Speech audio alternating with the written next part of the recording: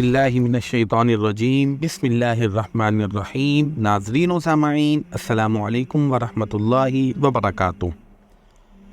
ناظرین، ہو سکتا ہے آپ نے یہ موضوع پہلے سن رکھا ہو، مگر ایک مرتبہ دوبارہ سن لیجیے۔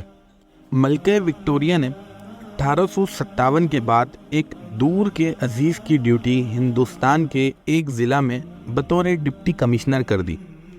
اس نے 1 ماہ بعد ہی ملکہ کو لکھا، یہ آپ نے مجھے کس جرم کی سزا دی؟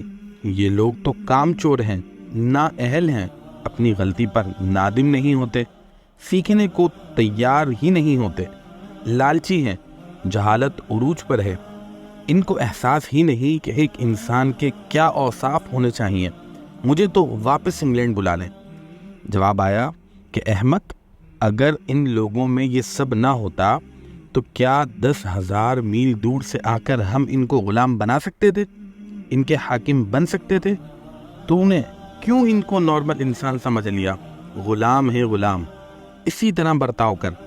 ہمارے آج کے حاکم بھی ہماری عادتیں جانتے ہیں، ان کو پتہ ہے کہ یہ ذلیل ہو لیں گے، جوتے کھا لیں گے، بھوکے رہ لیں گے، ان کو صحت اور تعلیم بھی نہ دو، حاکموں کی خدمت کرتے رہیں گے، کبھی اپنے حقوق کے لیے کھڑے نہیں ہوں گے، اگر ہوئے بھی تو ان کو کسی کہانی میں الجھا دو، یہ کہیں بھی کسی بھی معاملے پر نعرے بازی شروع کر دیں گے، آگ وغیرہ بھی لگا دیں گے، کچھ کو جان سے بھی مار دیں گے، لیکن کبھی اپنے جمہوری انسانی حقوق مانگنے کا خیال بھی نہ آئے گا۔